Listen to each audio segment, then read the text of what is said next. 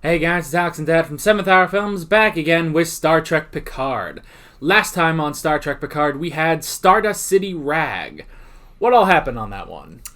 They went to this interstellar Las Vegas type place, ostensibly to retrieve something, if I recall. It's been a while since we watched this. Yeah. And Jean-Luc Picard went as a French... I don't know what he was. He had this really outrageous accent.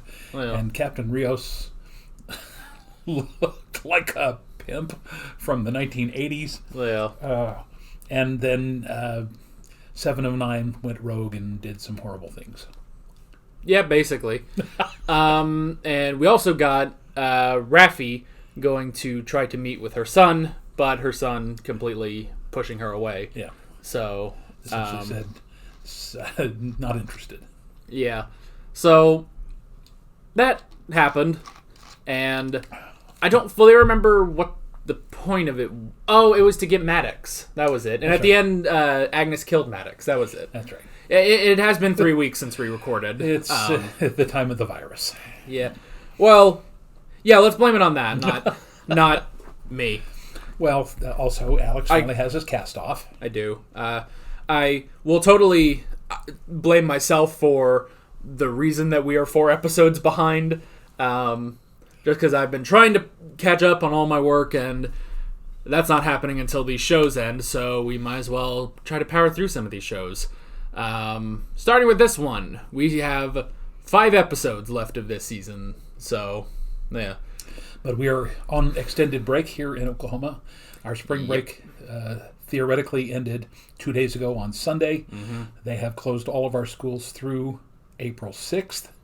Yeah. But we expect that they will probably not physically reopen for the rest of this semester. Yeah, it's going to be a while. Figure out some way of going online with it all. Yeah. Good luck with that. Yeah. See, that's the thing. And I'm sure all of you at home are at home specifically because you have to stay home at this point. Which is what we're here for. We're here to entertain you. And the thing is, nothing's really going to change here on the channel because I work at home anyway. This is what I do anyway. I social distance for a living. And so nothing's really... Because I've seen other reaction channels that like have to... not shut down, but they're having to do things from home and they have to do things differently because of like stay-at-home orders and stuff. Yeah. So... Well, we're very fortunate. All 4 of us seem to be in good health. Yeah. Oklahoma is not a place where you can expect a huge outbreak. I think we are now, this is 2.5 months in, and we're just barely over 100 confirmed cases in the entire state. And a huge majority of those people are people who have contracted the virus and have survived it. We've, I think, as of this morning, actually only have 3 deaths recorded in the state. So we are very fortunate. So we're doing our part. Now, with that said, if you find us sniffling and coughing during this episode, we do that anyway. Yes, so it's also springtime in Oklahoma. Yeah, we have allergies. So and yes, so if you hear some sniffing and some coughing, it's not the virus. We're good. Yeah, we're all right. Anywho, we should watch Picard. What a great idea. Yeah. So let's go ahead and get into this episode. Here we go. Real quick.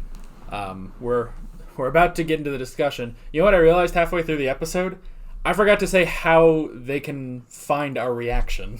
Oh, that's fine. Yeah, I forgot. So we'll just include this before the actual reaction. So, yeah, you got to go down in the description or to the pinned comment. There's a link there. You can watch our reaction. It'll be all sorts of fun. We actually just got finished with that. So, yeah, we'll see you back at the discussion.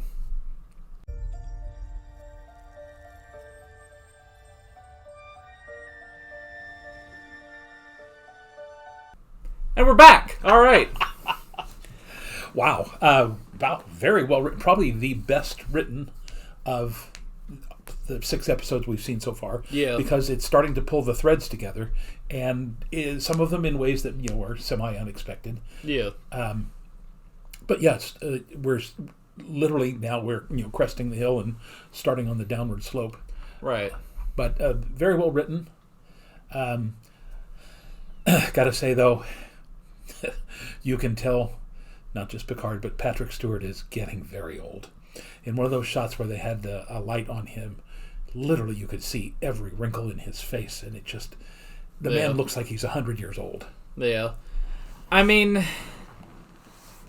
yeah, I guess it would be kind of like if you did something with like William Shatner now. It's like, because aren't they around similar ages? Aren't they both in their 80s? Yes.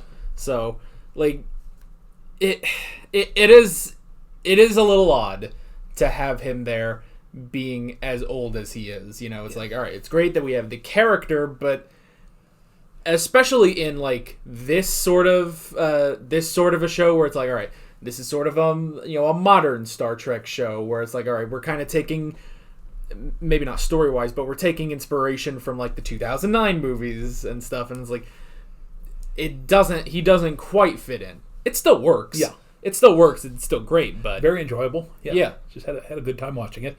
Obviously, we didn't speak a whole lot during it, but that's because it was a very compelling storyline. Yeah. And we can head right into the notes. The first thing I wrote down was Narek. We actually see this is nice because we actually got something with Narek and Soji. Like, oh, they finally did something this episode, which was nice. And I did like him, like I said, sort of getting one up on his sister and, getting the box open and everything and being like, you need to have patience. He's still kind of screwed up at the end, but it's like, it was nice that he kind of got a moment. Yeah. Because he really hasn't had much. And it's kind of odd, though, about the sister not having patience, because if you look back, going all the way back to the original series, the Romulans, like the Vulcans, are very patient. Yeah. Now, Nero in the 2009 film, whatever it was obviously not a standard type of Romulan. But the fact that, and I understand his sister, is very worried about getting to this because that's the master plan here, but still, you would think that she is military Romulan enough to know that there are some things that cannot be rushed. And especially when he keeps saying, if I rush her, that's going to activate her, and we cannot afford her to be activated before we know where she came from. Yes. Which, to be fair, they do... Well, they don't have a precise location, but they do have, all right, it's some sort of a planet with, 2 crimson moons and everything, and it's got orchids and everything. It's like, okay, so they can start to narrow it down and eventually find the location, but they don't have a full location yet, and she just got activated. So it's like, you kind of shot yourself in the foot there, I feel like. Yeah. But I guess it wasn't like totally in vain. Like, they did succeed in doing something after 6 episodes of, frankly, not a lot with the two of them. Yeah. So, by the way, minor point here, the CH in the flower's name is pronounced like a K. It's actually orchids. Orchids. All right. I know, you've never probably even seen an orchid before this. I don't know. Maybe. It's not something that, you see on orchids are a very rare kind of plant. So, it's not something having... I don't think, again, we've never been to a church service, whether it was like an Easter or a Christmas Mass or a funeral or anything where they had orchids. So, I suspect that, in your entire life, you've probably never actually seen orchids. Probably not. Yeah. And what's odd there is they were orange. They looked orange to me. And most orchids that I remember are like purple and white. So, anyway, minor point. Yeah. I guess, so you would have seen it at that sort of stuff. I mean, you were Catholic when you were a kid, so... Yes. Seeing orchids all over the sanctuary on Easter Sunday. I've always said it may be one of the reasons I got into theater is because Easter Sunday in a Catholic church is like the highest drama that you can imagine. I mean, just spectacular pageantry going on there. And I saw that for years and years and years. So, you've always said you wanted to go to a Christmas Mass. I do remember that. Yeah. Because we attend a Protestant church now. And again, although the services have great singing and everything else like that, again, they don't have the pageantry that you're going to find in a good Catholic church. I mean, just the incense and the orchids and the choir and a lot of times the organ music and all that sort of stuff. It's spectacular. Yeah. I don't think I've ever seen anyone that gets that excited about a Catholic Mass other than you. So, well, again, so yeah, we'll move on. Anywho, the next thing I wrote down was Locutus. It just never crossed my mind that he would still have PTSD about it. And yeah, like he said, he has not been on a Borg cube since he was Locutus of Borg, So, which, yeah, for him that is, that's a particularly, horrible experience, because I'm thinking like, okay, well, Janeway could get back on a Borg cube, no problem, and she would go there and she'd lay down the law like she did in Voyager, but she wasn't assimilated like Picard was. So it was interesting kind of getting that, and because I was also thinking like, okay, well, wasn't he on one in First Contact? It's like, no, that was the Enterprise still that they took over, basically. Yeah. So, and it makes you wonder if the flashbacks are actually his memory, or does he still have some of that, nanotechnology floating around in him somewhere that activates because of that? I would think it's both, honestly. And that would make sense because I think that's always sort of a thing that happens, like in First Contact or anything. And I don't think like it ever like truly can go away. Or even if it's not like nanotech, it might just be like his mind responding like it still was. Now, somewhere like in the last season of Voyager, didn't the EMH, the Doctor, find some way to fight the nanotechnology? Again, it's been 15 years since we watched Voyager, probably maybe 10, but still, it seems to me, I seem to remember that last season they were pushing towards getting Seven of Nine free from the technology, and the Doctor came up with something. So I don't remember. We'll have to go back and look it up or watch it again. It's possible. Let's see. I wrote down access. I did like that whole scene where Raph was trying to get the credentials for Picard so that he could go on to the Borg reclamation project. I thought that was funny. There's a decent amount of comedy in these episodes, which I like. Yes, more so in this one than some of the others. Yeah. And again, that's very much in keeping with a lot of the other stuff. I mean, it's one of the reasons why I think Star Trek was successful, is that it wasn't just relentlessly science fiction. It had a lot of comedy and a lot of, fun kind of stuff like that. So that's part of the appeal. Yeah. Let's see. We did get Soji's activation in this after, going through all her stuff with this convenient, what looked like a stapler, honestly, but with this convenient thing that can determine probably how old things are, and only being 37 months. Which, okay, everything else I can understand. All of her stuff is only about 3 years old. I can understand all that. But anytime she calls her mother, they only programmed 10 seconds before she falls asleep. But I think the reason they have that is because when her mother says that phrase, "You should go lie down," it automatically deactivates her. Yeah. It's like that's a built-in code phrase or something. That's true. That way she cannot go any further in that conversation. And when she wakes up, she assumes that she has been on a call with her mother, but now she's beginning to understand when Narek tells her, every one of your calls is exactly 70 seconds. It's like, wait a minute, why? What's happening there? So when she tries to do it again and starts to fall asleep, she begins to understand, wait a minute, there's something wrong here. And that's when, and again, I thought the little scanner thing, we sort of have that today. I mean, we have carbon-14 dating and stuff like that, where you can tell the relative age of organic material, and obviously, 300-400 years in the future, they would be able to, one would assume, find out the age of inorganic materials like pictures and her stuffed bear or whatever that was, and that sort of thing. So, I mean, that didn't bother me at all, but it is kind of interesting that she, having that superior mind of hers, wasn't able to put together a little more quickly. And I realize that she has programming that tells her not to remember that, but she should have been able to say, now, wait a minute, something's going on here. everything that I own is just over 3 years old. So what is that saying about me? I mean, it was nice that Narek said, maybe somebody has implanted this information in your mind, but she should have been able to come up with it a little bit more before having to go through, the whatever the Jean-Luc. Jean-Luc. I'm glad we have subtitles on because he was saying a whole bunch of random crap. So yes, lots of Q's and Z's in the Romulan language, apparently. Now, the interesting thing is, we did see that in the first episode, Daj did call their mother, right? But that it wasn't the same sort of conversation, was it? No, not that I remember. And I'm pretty sure the mother even like pushed her towards Picard. So, like, I'm wondering why it was different, but like why they get different calls, basically. So yeah, maybe they will resolve that in the next 4 episodes. Maybe it could be that.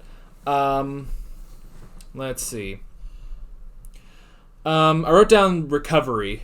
The recovering of what seemed to be completely assimilated Borg that have been assimilated like all their lives, and they are not completely recovering, but they are basically getting everything out of them, which was interesting. What struck me odd about that, though, is I'm pretty sure in some of the certainly not in the original series, but in the Next Generation and beyond, they had like skin regenerators. If somebody had a wound, they were able to close it up without a scar. There's all sorts of... So I can't figure out why these humanoids, even though they're not particularly Earth people, why the humanoids are so badly damaged that they cannot be, reconstructed. Of course, it doesn't have to be instantaneously like, Dr. Crusher would have had. But how slowly but surely they don't have to remain disfigured, that they can be implanted with a bionic eye and, with a mechanical type arm. Because, I mean, when you consider all the stuff that we have even now in the 21st century, by the time you get to the 24th century, they should have, to be able to implant an arm that will connect to your nervous system and then be able to work very similar to a human arm. Well, but you also have to think, with Picard, when they de-assimilated him, the reason that worked so well was because he wasn't in there for very long. Yeah. So they were able to get all the stuff out before it really had time to fuse with his body. Whereas 7 of 9 was in there since she was a child, and they still pretty much got everything out, other than just the eyepiece, pretty much. So then to see these guys and be like, okay, well, what's the difference here? Why do they seem to be still so horribly disfigured? The one guy didn't even have like a hole for his eye. They completely covered that up. And the only thing I could think of, maybe back then when they would de-assimilate a Borg, they could still work off of some of the things that like went into creating Data. Like, creating this synthetic skin or bionic eyes and hands and stuff. They could work off of that research and be like, okay, we don't need to make the whole person like Data, but we can make just part of it. We have all that research, but now, with this show, it's like, well, all synthetic life forms are banned, so maybe they don't even have that sort of research or technology anymore. Yeah. And especially, maybe not the Romulans. So there's another possibility, but again, that does seem to be one of the glaring problems with this, is having the Borg being disfigured like that. But the other thing I'm supposing is, what if in the battle to assimilate them, some of these people were hit with a blaster or whatever, and then were assimilated, so that by the time they're taking this stuff out, the scars were there before they were assimilated and therefore cannot be repaired or replaced. So I don't know. It does seem to be a glaring point that nobody seems to be addressing. I mean, Hugh talked about the fact that, hey, we're doing the best we can, but we're still somewhat outcast because we were Borg. Yeah. But it seems to me that one of the ways to take that stigma away is to get them to go back to look like they looked like before they were assimilated. So I don't know. Maybe they'll resolve this in the next couple of episodes. We don't know. Maybe. Yeah.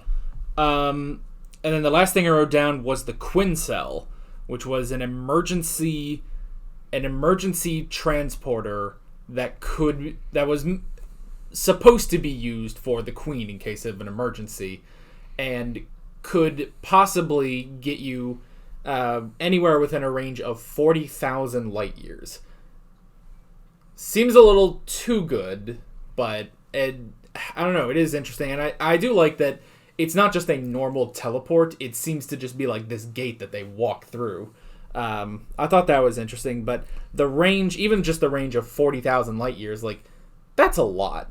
Now, granted, this is the Borg we're talking about. It makes sense that perhaps they have such an advanced thing, and they would only use it on the Queen, but it's like, I don't know, there's something about it that's like, that seems a little too much. Like in Star Trek Into Darkness, when, John Harrison beams from Earth to the Klingon homeworld. It's like, well, that's ridiculous. How can he possibly do that? It sort of seems like that, but maybe, I don't know, maybe I'm reaching a bit there. No, I mean, that's not only a figurative, but a literal deus ex machina. Yeah. we have to find something to get Soji and Picard not only off the cube, off the artifact, but, to a safe location other than on Rios' ship. So, here, let's put in this piece of machinery that in 50 years of Star Trek we've never seen before. And why didn't the Queen in Star Trek First Contact use that instead of allowing herself to be destroyed by Data's little gas thing that took care of all of her humanoid parts and then allowed Picard to kill her? I would assume she just didn't have that aboard the Enterprise. Like, it did seem to be this giant machine. Like, it's not just some sort of small thing that they could have just carried on. So, that's true. Yeah, that would be the only thing. But then again, we never saw any of that in Voyager, which that would have been the time to do that, when Voyager was taking on the entire Borg collective single-handedly. So, yeah, I don't know. It's like, well, and also because, like, all right, he beamed to the Borg cube, to the artifact. I was thinking, why don't you just beam back? They haven't put the shields up, have they? Or, I mean, I don't know, maybe the Romulans did because Soji was on the loose, but you'd think Hugh would have a way around that because he's the director. Yeah. I don't know.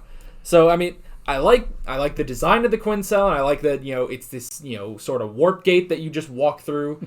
That is an interesting design, but it just sort of happened, and it's like, well, and also it's like, why couldn't you just go through? Why did they have to leave Elnor behind? Is the other thing. Yeah, because the Romulan guards who were coming to get them didn't appear until they were already gone, and Elnor just could have, you could have let Elnor go through and then open the door, and then everything would have been fine. But obviously we need Elnor to be there for, some other nefarious purpose. I mean, I love that. Drop your weapons, drop your sword. My friends choose to live. That's very good. That's a nice little tagline to close that on. And I'm sure that, at the top of episode 7, we're going to see a lot of, barbecued and shish kebabbed Romulan guards lying around, because I don't think they're going to get rid of Elnor that quickly. I mean, no, I don't think so. It seems to me he has more purpose than just to be, Yeah, I'm sure he'll come back, but maybe it's that maybe he's going to have to liberate the artifact from the Romulans, and maybe the Romulans are going to generally escape, and especially if they're going to try to go find Soji or go find the home planet. I don't imagine they're going to stick around there very long. So maybe they escape and whoever's left, Elnor takes care of, and then him and Hugh, I don't know, they move the ship and they find Picard, 2 episodes from now. It could be that. We'll find out. Yeah. I did like that there was never anything with Hugh, because I was kind of worried is he in on it or something like that, and I was like, nope, he's good. He's a good boy. We're all fine with him. It's all right, good. And I guess we're finding out, again, at one point it seemed that Dr. Girardi was in on it because she wanted to be, and then she didn't seem to be on, and now she's really, really torn up by what she had done. Yeah, I mean... So we still have to deal with her, because obviously somewhere down the line, what she did to, kill Maddox is going to come back as, it's got to be, wrapped up. They got to find out that she did that and why, what whoever is, controlling her has over her. It would also be interesting if maybe Rios was suspicious of her because, you know, it's like, okay, Maddox died because it's like, all right, his heart couldn't take it. Like, I just wanted, like, even just one line of just being like, why didn't the EMH activate? You know, because that should be a thing. He should know that the EMH would activate. Yeah. Because the EMH activates itself, you know, even when he doesn't want it to. So that should be something that sort of sticks in his head. Like, all right, why wasn't the EMH there, and why didn't he try to do anything? Yeah. So, but we didn't really get any of that. So maybe, I don't know, maybe in the next episode, Rios will try to figure something out. I mean, there's got to be some way of them figuring out Dr. Girardi. So, yeah. Oh, well. Yeah. But yeah, that's pretty much it. It was a really good episode. You're right, probably the best one we've had so far. Yeah. And it makes me excited to get into the final four. So, yeah, we will be doing that some other time. As soon as possible. Yeah, we will. We're gonna try to do these as weekly as we possibly can. So, and that's WEEKLY, not WEAKL. We're not doing this as weekly as we can. Sorry. You had a point. I don't know where it went, but you had one. So, yeah.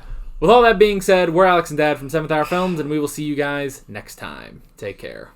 Alright guys, thanks for watching this video. If you want to watch more of our Star Trek Picard reactions, you can click on the playlist, you can subscribe if you haven't done that already, and be sure you hit that notification bell. You can support me on Patreon and follow me on social media, links below in the description. See you guys later.